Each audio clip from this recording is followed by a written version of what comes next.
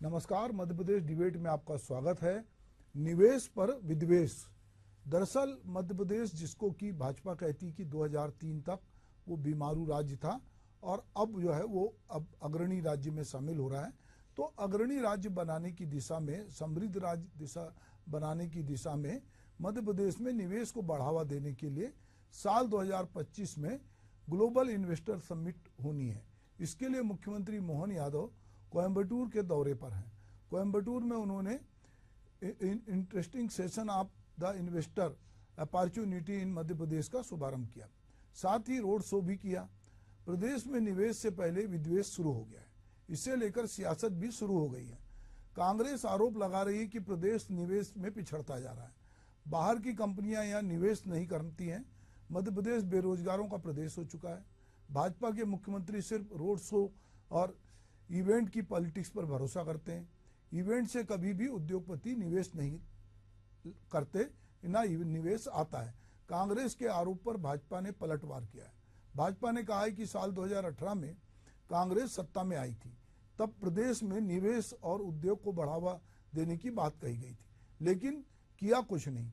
अब जब भाजपा सरकार पहल कर रही है तो सुझाव देकर प्रदेश के विकास के लिए योगदान देने की बजाय कांग्रेस आलोचना कर रही है। कांग्रेस कभी भी प्रदेश के विकास में सकारात्मक सहयोग नहीं कर सकती, जबकि सरकार उद्योगपतियों को प्रदेश में इन्वेस्ट करने के लिए लगातार प्रेरित करने का प्रयास कर रही है। हमारी तैयारी 2025 में ग्लोबल इन्वेस्टर मीट को लेकर है। इधर कोयम्बटूर में मुख्यमंत्री डॉक्टर मोहन यादव ने कहा कि निवेश को सुविधाजनक बनाने के लिए कोयम्बटूर, तमिलनाडु में मध्य प्रदेश का एक उद्योग कार्यालय खोला जाएगा। यह कार्यालय मध्य प्रदेश और तमिलनाडु के बीच व्यापार व्यवसाय बढ़ाने हेतु सेतु का काम करेगा। तो आइए सुनते हैं कि निवेश पर विद्वेष की राजनीति के बीच प्रदेश के नेता जो है इस पर क्या कुछ सोचते हैं। आज मध्य प्रदेश से आकर के तमिलनाडु के कोयम्बटूर शहर में निवेशकों से सम्मिलित रूप से बात करके एक तरह से शिखर सम्मेलन में मैं शामिल हुआ। मुझे इस बात का संतोष है, जिस उम्मीद और अपेक्षा के साथ हम आए थे उसका पूरा प्रतिसाद मिला। बड़े पैमाने पर अलग अलग क्षेत्रों के सभी प्रकार के उद्यमियों से बात करने का मौका मिला है। हमारी पॉलिसियां जिसके आधार पर मध्य प्रदेश में लोग अपना उद्योग धंधा या फैक्ट्री लगा, इस दिशा में जो हमने ऑफर रखा है, बड़े पैमाने पर इसमें लोगों ने रुचि दिखाई है। और खास करके रेडीमेड गारमेंट्स का, टेक्सटाइल का, अलग अलग मशीनरी आइटम का, और हेल्थ है, एजुकेशन है, टूरिज्म है, प्रत्येक क्षेत्र में यहाँ के निवेशक अपना काम मध्य प्रदेश में प्रारंभ करना चाहते हैं। इसीलिए हमने यहाँ एक कार्यालय खोलने की घोषणा भी की है, जो मध्य प्रदेश सरकार का कोयम्बटूर में, तमिलनाडु सरकार और मध्य प्रदेश में दोनों के बीच एक सेतु का काम करेगा। मध्य प्रदेश के मुख्यमंत्री डॉक्टर मोहन यादव आज कोयम्बटूर के दौरे पर हैं और तमाम उद्योगपतियों से वो चर्चा करके मध्य प्रदेश में निवेश की संभावनाएं टटोल रहे हैं। देखिए, हमारे तत्कालीन मुख्यमंत्री आदरणीय शिवराज सिंह चौहान जी की याद आती है कि कई उद्योगपतियों को सरकारी खर्चे पर इंदौर बुलवाना, भोपाल बुलवाना, बाहर जाना उद्योगों के नाम पर, और हजारों करोड़ रुपए इन्वेस्टर मीट के नाम पर आदरणीय शिवराज सिंह चौहान जी ने खर्च करे, लेकिन ढाल के दो पात की वो कहावत है कि कोई रोजगार नहीं बढ़ा। मध्य प्रदेश में बेरोजगार लोग बढ़ते गए और आज बेरोजगारी का चरम सीमा पर आलम है कि लोग दर दर भटक रहे हैं पढ़ लिखने के बाद। तो आपने सुना कि एक तरफ कांग्रेस के प्रवक्ता कह रहे हैं कि लोग जो है दर दर भटक रहे हैं। शिवराज सिंह ने भी इस तरह की बहुत समिट की, पर उससे कोई फायदा नहीं हुआ। और मोहन यादव भी जो गए हैं उससे पता नहीं क्या निवेश आएगा। पर कांग्रेस इस पे कहीं ना कहीं उसके मन में संदेह है, क्योंकि उसको लगता है कि पूर्व में जिस तरह के प्रयास किए गए उसमें केवल वो इवेंट बन के रह गया और बहुत ज़्यादा निवेश नहीं आया, जिसकी बात वो करते रहे। जमीनी हकीकत क्या है, भाजपा इसको किस तरह से देखती है, और ग्राउंड जीरो पर हमारे सहयोगी ने क्या रिपोर्ट एकत्र की है, हम इस पर बातचीत करेंगे। तो हमारे साथ बात करने के लिए भाजपा की ओर से वाणी आहलुवालिया जी हैं, मैं उनका स्वागत करता हूं। हमारी ओर से कांग्रेस के प्रवक्ता आनंद जैन जी हैं, उनका भी स्वागत है, और मेरे सहयोगी राकेश शर्मा जी हैं। तो वाणी जी, सबसे पहले लगातार हमने इसके पहले भी एक बार इस पर बातचीत की थी कि ये जो इन्वेस्टर मीट हो रही है, जो इंदौर में भी हुई थी, अभी जबलपुर में हुई, उज्जैन में हुई, और लगातार जैसा कि डॉक्टर मोहन यादव कह रहे हैं कि हम प्रदेश के सब बड़े शहरों में इस तरह की मीट करेंगे, और बाहर भी जा रहे हैं। वो बम्बई में ताज होटल में भी बातचीत कर रहे हैं, तो कोयम्बटूर भी जा रहे हैं, और देश में जहाँ जहाँ भी संभावनाएं दिख रही हैं वहाँ जा रहे हैं, और लोगों को कह रहे हैं कि आप हमारे प्रदेश में आओ और मध्य प्रदेश में आपको काम करने के लिए अच्छा वातावरण मिलेगा, हम सरकार सब सुविधाएं देंगी, और इससे उनको लगता है कि मध्य प्रदेश में रोजगार बढ़ेगा। जबकि कांग्रेस को लगता है कि साहब मध्य प्रदेश में बेरोजगार जो है, बेरोजगारी चरम पर है, और भाजपा ने पिछले अपने पूरे शासनकाल में ऐसा कुछ नहीं किया। जबकि शिवराज सिंह भी, चौहान भी बहुत इन्वेस्टर मीट कराते रहे, बहुत बात करते रहे, पर हासिल जो है वो बहुत ज़्यादा नहीं आया। तो आप इस संबंध में जो कुछ सरकार के प्रयास हैं या जो कुछ सरकार कर रही है उसको आप किस तरह से जस्टिफाई करती है? आपको लगता है कि इससे वाकई निवेश बढ़ेगा और राज्य में रोजगार के अवसर बढ़ेंगे, संभावनाएं बढ़ेंगी? सबसे पहले तो ये दर्शकों को मेरी नमस्कार, और यहाँ पर जो उपस्थित पैनलिस्ट हैं आप सबको मैं प्रणाम करती हूँ। बिल्कुल मैं स्वागत करती हूँ, और ये बहुत ही अच्छा सराहनीय कदम है, एक पॉजिटिव दिशा में है, सकारात्मक कदम है ये। देखिए, जहाँ केंद्र सरकार एमएसएमईज और स्टार्टअप्स और युवा रोजगार, युवा अवसर देने के लिए, किसानों को अवसर देने के लिए बहुत सारे नवाचार कर रही है, वहां पर हमारे जो मध्य प्रदेश के यशस्वी मुख्यमंत्री हैं उन्होंने भी लगातार, आप देखते जा रहे हैं, जब वो निरंतर नई नई घोषणाएं कर रहे हैं, हर पहलू पर उनकी नजर है। और ये जो हम बात कर रहे हैं इंडस्ट्रियलाइज्ड हब बनाने की मध्य प्रदेश को, तो सबसे पहले ये एक लैंड लॉक स्टेट है जिसकी कनेक्टिविटी सड़कों द्वारा, रेल द्वारा बाकी के पूरे देश में बहुत उत्तम है। हमने ड्राई पोर्ट की फैसिलिटी की है इंदौर, मंडीदीप के स्थानों पर, जहां पर लोकल वहीं पर आप जो कस्टम्स की ड्यूटी होती है पे कर सकते हैं आप। इसके साथ साथ वो बाहरी स्टेट्स में जो निवेश कर सकते हैं हमारे स्टेट में, जैसे टेक्सटाइल्स के लिए उन्होंने इंसेंटिव दिया है ट्रेनिंग एंड एम्प्लॉयमेंट में, 200% तक की सब्सिडी है। पीएम मित्रा पार्क है तो वहां 1500 एकड़ उन्होंने चयनित किया है, जो 40 किलोमीटर मात्र है नेशनल हाईवे से, 100 किलोमीटर इंदौर से। तो मतलब इसकी लोकेशन बहुत अच्छी है, रोड, पावर, पानी, ये सब चीजों की वहां पर इजी अवेलेबिलिटी है। हम टेक्सटाइल हब की बात कर रहे हैं, हम उसके बाद बात करेंगे ऑटोमोबाइल सेक्टर की। तो ओरिजिनल इक्विपमेंट, ओई मैन्युफैक्चरिंग 10 जगहों पे है, 2800 इंजीनियरिंग मैन्युफैक्चरिंग यूनिट्स है इस प्रदेश में। हम एक पॉजिटिव इकोसिस्टम का निर्माण करने का प्रयास कर रहे हैं, और बिल्कुल इसमें सफल होंगे। हम जो प्रदेश की जो छवि दिखाना चाहते हैं हम, वो है एक विकास की तरफ ओरिएंटेड स्टेट, यानी कि एक पॉजिटिव छवि जिसमें एक सिंगल विंडो ऑपरेशंस हो, ईज हो, रेड टेप, ब्यूरोक्रेट्स की प्रॉब्लम ना हो। इसलिए एक और नवाचार कि हमारा ऑफिस तमिलनाडु में खुलेगा, इससे कि सहूलियत होगी और वहीं पे लोकल एक्सेसिबिलिटी इंक्वायरीज इंक्रीज होगी। टूरिज्म के बारे में हमने दिया है कि हम कैसे टूरिज्म सेक्टर को बढ़ावा देने वाले हैं। जबलपुर हो गया, उज्जैन हो गया, भोपाल के निकट हो गया, और भी छोटे छोटे बहुत सारे ऐसे पर्यटन स्थल हैं। आपको ध्यान होगा 122% की वृद्धि हुई है इसमें।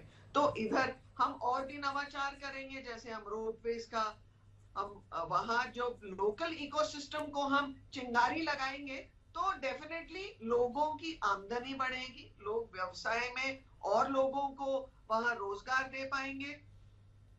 देखिए 2 लाख के लगभग ग्रेजुएट्स होते हैं इंजीनियरिंग, उसमें से टेक्निकल ग्रेजुएट्स हम बहुत स्पेशल अगर उस पर फोकस करें तो करीबन 90,000 है। तो हमने क्या किया है हमारे इस राज्य में, एमएसएमई और स्टार्टअप पॉलिसी को हमने चिंगारी दी है, चिंगारी देके उसमें बढ़ावा कर रहे हैं। 3,000 एसएमएसईज हैं गारमेंट इंडस्ट्रीज में, 4,000 फूड में है, 2,200 फार्मा में है, 10 आ रहे हैं नए फर्नीचर के विभाग में। हम एग्रो बेस्ड इंडस्ट्रीज की बात कर रहे हैं तो पल्सेस, मेडिसिनल प्लांट्स, कोरिएंडर की बात कर रहे हैं, हम इनके भी लिंक्ड एग्रो बेस्ड इंडस्ट्रीज की ग्रोथ की बात कर रहे हैं। तो ये जो बूस्ट होगा, ये बूस्ट केवल एक सेक्टर को नहीं होता, सब कुछ मिला जुला असर होता है, एक चेन रिएक्शन होती है और एक इंजन को प्रोपेलिंग फ्यूल मिलता है। तो जो इंजन है वो हमारी सरकार प्रोपेलिंग फ्यूल डाल रही है इस इकोसिस्टम को आगे लेके जाने के लिए और एक इकोसिस्टम को एक पॉजिटिव दिशा में प्रोग्रेसिव मोड में देने के लिए। हम देख चुके हैं कि ये प्रदेश क्या हाल था और आज हम किस दिशा में देख रहे हैं। जी वाणी जी, तो आप पॉजिटिव इकोसिस्टम की ओर बढ़ रही है, विकास की ओर जो है बढ़ता ये स्टेट है और इसको आप और विकास की ओर ले जाना चाहती हैं। इसलिए आप जो केंद्र सरकार की नीतियां, जो बजट आया है और जिसमें केंद्र सरकार ने एक नवाचार किया, युवाओं को अवसर दिया, उसी के तहत जो है मुख्यमंत्री और आगे बढ़कर 4 कदम आगे बढ़कर वो अलग अलग राज्यों में जा रहे हैं। हमारे कांग्रेस के जो प्रवक्ता हैं, मैं उनसे जानना चाहता हूँ, आनंद जैन जी, जब प्रदेश में इस तरह के काम हो रहे हैं और प्रदेश के मुख्यमंत्री जो है घूम के लोगों को आमंत्रित कर रहे हैं और कह रहे हैं कि मध्य प्रदेश का जो इकोसिस्टम है, यहाँ की जो भी पूरी वर्किंग प्रणाली है उसको हम और बेहतर कर रहे हैं, और जो भी हमारे चाहे पर्यटन के क्षेत्र हों, चाहे इंडस्ट्री के क्षेत्र हों, चाहे एग्रो इंडस्ट्री के क्षेत्र हों, जहाँ कहीं भी संभावना है वहाँ मध्य प्रदेश में निवेश को बढ़ावा देने की कोशिश हो रही है। आपको इनकी नीयत पे क्यों संदेह लगता है? देखिए, अगर 20 वर्षों में काम हुआ होता इस सेक्टर में, इन्वेस्टमेंट की अगर बात करें, या शिवराज सरकार ने इतना काम किया होता, तो मेरे ख्याल से मोहन यादव जी को अभी ये वापस इन्वेस्टर मीट के लिए पूरे देश में घूमने की जरूरत नहीं थी। अगर आपने 20 सालों में इंडस्ट्रीज वालों को सुविधाएं दी होती, इंडस्ट्रियलाइजेशन को सुविधा दी होती, तो आपको मार्केटिंग करने की जरूरत नहीं थी। इसका मतलब ये बात खुद बता रहे हैं कि 20 वर्षों में शिवराज सरकार के माध्यम से कोई इन्वेस्टमेंट हमारे प्रदेश में नहीं हुआ है, इसलिए हम उसको वापस प्रयास की तरफ ले जा रहे हैं और उसको नाम नवाचार दे रहे हैं। जैसे make in India, made in India, skill India जो मोदी जी देते थे, अभी ये प्रदेश में भी उस तरह की बातें कर रहे हैं। तो हमारा विरोध प्रयास के लिए नहीं है, हमारा विरोध ये है कि 20 वर्षों से जो प्लानिंग शिवराज जी ने की थी, या तो वो उसमें फेल रहे, वो नहीं कर पा रहे, इसलिए मोहन यादव जी को वापस शुरू से करना पड़ रहा है। अगर होता है इन्वेस्टमेंट तो बड़ी अच्छी बात है, पर हमें नहीं लगता कि जो काम 20 वर्षों में भारतीय जनता पार्टी की सरकार कर पाई, मोहन यादव जी अभी तो 6 महीने हुए हैं, ये हर दिन एक नया सब्जेक्ट, हर कैबिनेट का एक नया डिसीजन लाते हैं ताकि सुर्खियों में बने रहे। कोई एक स्टेबल काम अभी तक उनके बनने के बाद कोई ठोस कार्य अभी तक नहीं हुआ है, ऐसा हमारा मानना है। तो कांग्रेस उसको, प्रदेश को ये चाहती है कि आप प्रदेश का पैसा, जनता का पैसा, जो भी आप इन्वेस्टर मीट्स कर रहे हैं, उसको सोच के करें और व्यवस्थित करें ताकि देश का या प्रदेश की जनता का पैसा बर्बाद ना हो। जी, तो राकेश, मैं आपके पास जाऊंगा कि इनका कहना है कि मोहन यादव का कोई भी काम स्टेबल नहीं है। शिवराज सिंह के समय बहुत सारा इस तरह की समिट हुई, बहुत सारे MOU हुए, पर वो फलीभूत नहीं हुए, दिखते नहीं है ग्राउंड जीरो पे, उसका लाभ प्रदेश को नहीं मिला। अब कह रहे हैं कि जो काम 15-20 साल में नहीं हुआ, मोहन यादव 6 महीने में हर रोज एक नई बात करके करना चाहते हैं। कि जमीनी लेवल पर क्या वाकई में मध्य प्रदेश में जो शिवराज सिंह की सरकार थी वो इन्वेस्टर को जो है आकर्षित करने में कहीं फेल रही, या इन्वेस्ट आया, लोगों को रोजगार मिला? क्या स्थिति है पूरे राज्य में? देखिए सुभाष जी, सबसे पहले तो ये सब अपना निवेश करने आता है, अपना करना आना चाहता है, तो सबसे पहले उसको मध्य प्रदेश में सरकार जो कमिटमेंट करती है उसको पूरा करने का सरकार के साथ उसका एक प्रकार का सरकार और उसके बीच में जो है बीच में मध्यस्थता करने वाला कोई ऐसा अधिकारी होना चाहिए जो उनकी बातों को सरकार तक पहुंचा सके। और यही कारण है कि मध्य प्रदेश में इससे पहले यदि जितने भी पूर्व मुख्यमंत्री और वर्तमान में केंद्रीय कृषि मंत्री हैं शिवराज सिंह चौहान, उनके कार्यकाल में जितनी इन्वेस्टर समिट हुई हैं उनमें यदि बात की जाए कि उनमें सक्सेस कितनी हुई है, तो मात्र परसेंटेज जो निकल रहा है वो 10 से 20% निकल रहा है। दरअसल कारण क्या रहा है कि जिस प्रकार से उनके कार्यकाल में जो प्रशासनिक अफसरशाही जो हावी रही, उसी का नतीजा रहा है कि मध्य प्रदेश में इन्वेस्टमेंट तो आया, उद्योगपतियों ने अपनी रुचि तो दिखाई, लेकिन क्या जमीनी धरातल पर वो उद्योग स्थापित हो पाए? हालांकि खुद खुद मुख्यमंत्री के तौर पे जो है शिवराज सिंह चौहान ने जो रुचि दिखाई, उनके विधानसभा क्षेत्र की बात की जाए तो दावत इंडस्ट्रीज जो है उन्हीं के विधानसभा क्षेत्र में स्थापित है, वर्धमान जो इंडस्ट्रीज है वो उनके विधानसभा क्षेत्र में स्थापित है। तो एक उन्होंने बड़ी जो उद्योग फैक्ट्रियां हैं उनको स्थापित करने में रुचि दिखाई, और यही कारण था कि वो उद्योग जो है आज लोगों को रोजगार दे रहे हैं। तो ऐसे में एक इच्छा शक्ति जो है नेता में भी होना चाहिए कि जो व्यक्ति उद्योगों को बढ़ावा देने के लिए उद्योगपतियों को आमंत्रित कर रहा है, उनके साथ उनका कम्युनिकेशन सही रहे। और यही कारण है कि जब उद्योगपति मध्य प्रदेश में आता है तो उसको जो इंफ्रास्ट्रक्चर से रिलेटेड, कनेक्टिविटी से रिलेटेड, सरकार की नीतियों से रिलेटेड तमाम चीजों की सुविधा चाहिए। उद्योगपति कहता है कि हाँ, हमसे पैसा ले लीजिए, लेकिन हमको वो सुविधा दीजिए जिसका आपने कमिटमेंट किया था। और यही कारण है कि आप पिछली जितनी इन्वेस्टर सबमिट हुई, उनका जो सफलता का जो रेशो है वो बहुत कम रहा है। और यही कारण रहा कि विपक्ष इन मुद्दों को लेकर बार बार सरकार पे हमलावर होता रहा कि जो सरकार ने इन्वेस्टर सबमिट की है उसका नतीजा क्या निकला है। अब इस सबमिट की बात की जाए, दरअसल इस बार लोकसभा विधानसभा चुनाव की बात की जाए या लोकसभा चुनाव की बात की जाए, दोनों ही चुनाव में इस बार युवाओं ने बड़ी भूमिका निभाई, और सरकार का फोकस इस बार जो है सबसे ज्यादा युवाओं पर है और युवाओं को रोजगार दिलाने को लेकर। तो सरकार ने जैसे ही लोकसभा चुनाव खत्म हुए, सरकार ने अपना फोकस रोजगार को लेकर, यानी उद्योगों को स्थापित करने को लेकर जो है किया है। और यही बात कारण है कि पिछले यदि 6 महीने के कार्यकाल की बात की जाए तो सरकार ने मुंबई जाके जो है जिस प्रकार से तमाम उद्योगपतियों से चर्चा की है, महाराष्ट्र के तमाम उद्योगपतियों से चर्चा की है, और उसके बाद अब दक्षिण भारत के जो तमाम उद्योगपतियों से चर्चा कर रहे हैं, तो सरकार की मंशा साफ है कि उनको मध्य प्रदेश में अपना एक इंडस्ट्रियल हब बनाना है। हालांकि देखिए, इसको लेके मध्य प्रदेश में तमाम लैंड बैंकिंग की बात की जाए, जमीन की बात की जाए, तमाम जमीन काफी है, लेकिन सरकार को अब ऐसी इच्छा शक्ति की जरूरत है कि वो उद्योगपतियों को एक और वो उसी के वो जो उद्योगपति है उस पे आगे चल के अपना मध्य प्रदेश में उद्योग स्थापित कर सके। देखिए, यदि बात की जाए, मुंबई में करीब 17,000 करोड़ रुपए के इन्वेस्टमेंट जो है MOU हुए थे, प्रस्ताव आए थे सरकार के पास, लेकिन अभी करीब 1 महीना होने जा रहा है।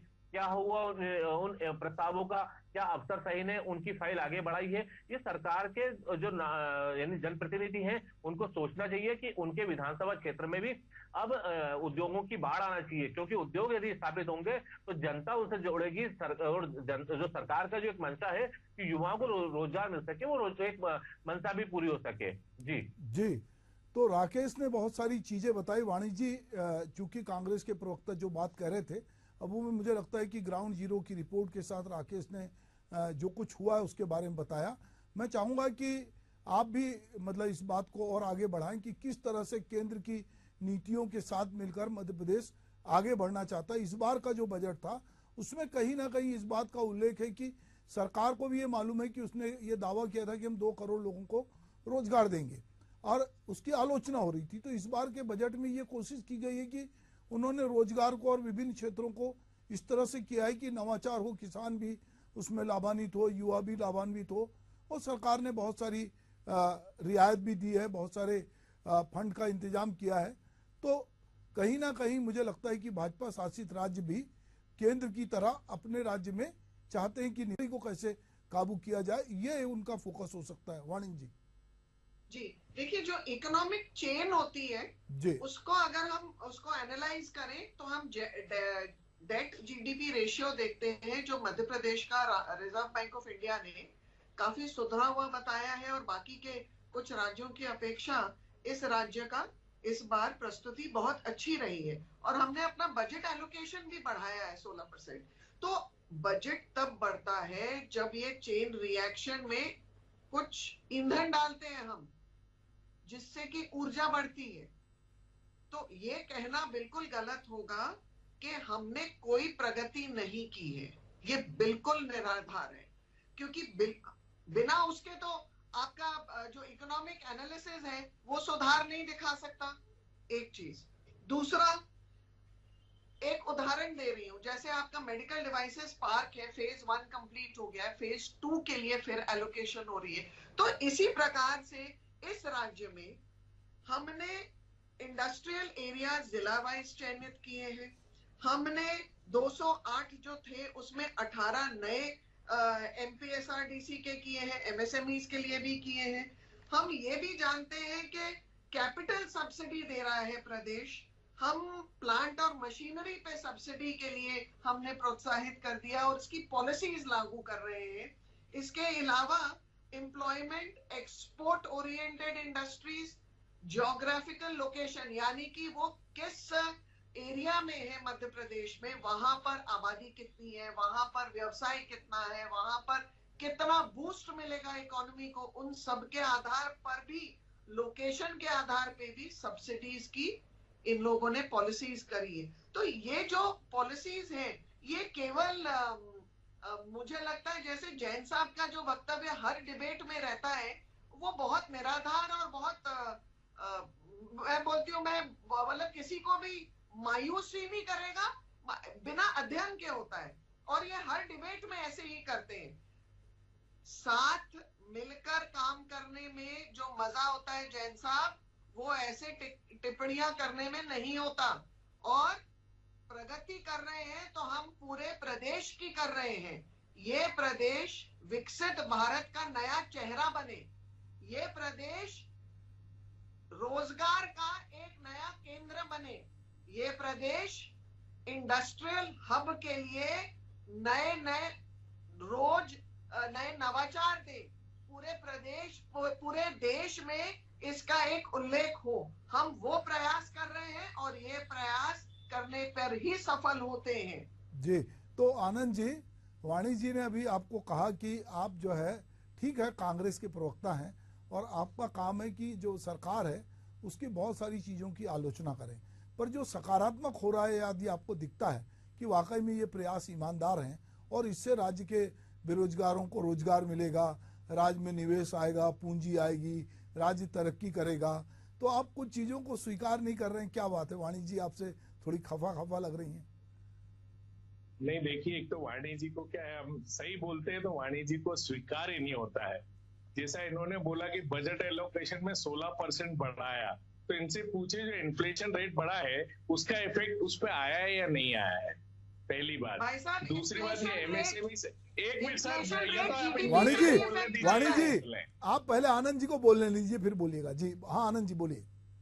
दूसरी पॉलिसीज ये एमएसएमई की बात करती हैं, तो एमएसएमई में आज इंदौर के आसपास लगभग 50,000 इंडस्ट्रीज लगाने के लिए जमीन मांग रहे हैं और एलोकेशन में टोटल 5 से 7 हजार लोगों को जमीन मिली है, उसमें से मैंने भी अप्लाई किया है, मैं भी एक इंडस्ट्रियलिस्ट, एक बिजनेसमैन हूँ। तो ये जो इकोनॉमी की पॉलिसी समझा रहे हैं, तो इकोनॉमी की पॉलिसी में क्या बेरोजगारी दर कम हुई है?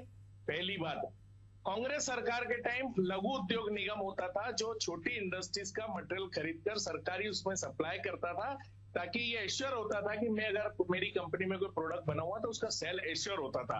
भारतीय जनता पार्टी ने उस लघु उद्योग निगम को खत्म करके पूरे टेंडर ऑनलाइन कर दिए गए पूरे ऑल इंडिया के लिए। तो उसमें यह हुआ कि यहाँ की जितनी लोकल इंडस्ट्रीज थी एमएसएमई के अंदर या लघु उद्योग के अंदर, जिसको कांग्रेस के टाइम हमने पॉलिसी अडॉप्ट की थी, वो सब इंडस्ट्रियां बंद हो गई, क्योंकि आज ऑल इंडिया लेवल पे जो बड़ी इंडस्ट्री है उसके आगे तो हम लोग कॉम्पीट कर नहीं पाएंगे, तो इन्होंने वो बंधन भी खत्म कर दिया। सरकारी मशीनरी, सरकारी डिपार्टमेंट में जो खरीदी होती थी लघु उद्योग निगम की, वो बंद हो गई। तो आज इंडस्ट्री के लिए आप बहुत जमीन दे रहे हैं, सिर्फ जमीन दे रहे हो, लोन की बात करते हैं। अब हर चीज में लोन लेते हैं क्योंकि सरकारी लोन पे चल रही है, लोन के लिए लोन, ब्याज के लिए लोन, तो युवाओं के लिए भी लोन की बात कर रही है। तो लोन, आप लोन तो दे रहे हैं, पर उसकी रिबेट या उसको रीपेमेंट की क्या पॉलिसी है भारतीय जनता पार्टी की? तो वो तो आप 20 साल में कुछ कर नहीं पाए, और फिर आप हम पे प्रश्न उठाते हैं कि बात निराधार है। अरे सरकार आपकी है 20 साल से भाई, अभी भी मोहन यादव जी की सरकार है, बीजेपी की सरकार है, सेंट्रल में आपकी सरकार है, और आप जवाब हमसे मांगते हैं। ये वाणी जी का तकलीफ है। चलिए वाणी जी, आनंद जी जो बात कर रहे हैं थोड़ा इसका संक्षेप में बोलिएगा, आप जो भी बोल रहे हैं। लोन की बात कर रहे हैं, ये लोन की बात कर रहे हैं आनंद जी। तो कमलनाथ की छोटे आयु की जो सरकार थी उसमें 9,000 करोड़ का क्या हुआ? आपने तो एडवांस दिए थे ना फिल्म स्टार्स को बुलाने के लिए, सदुपयोग नहीं हुआ। पहले अपने आप में झांकिए। और मुझे तो आपकी बातों से कि आपको जमीन अभी सब्जेक्ट की बात क्या है? बजट है, आपके इंडस्ट्रियलाइजेशन आप कमलनाथ जी पे कहा जा रही है। ये प्रॉब्लम है बीजेपी प्रवक्ताओं की कि ये सब्जेक्ट को डाइवर्ट कर देते हैं। अभी आपसे जो प्रश्न पूछा गया उसका जवाब दीजिए। चलिए हम सब्जेक्ट को यही विराम देते हैं, चूंकि अब एक ग्लोबल इन्वेस्टर मीट होना है, कोयम्बटूर में मुख्यमंत्री गए हैं, तो देखते हैं कि आने वाले समय में कितना प्रदेश में निवेश आता है। और अगर निवेश वाकई में आएगा तो मुझे लगता है कि कोई फिर विद्वेष नहीं होगा, लोग निवेश को सलाम करेंगे। आप मेरे साथ जुड़े, आपका बहुत बहुत धन्यवाद। नमस्कार।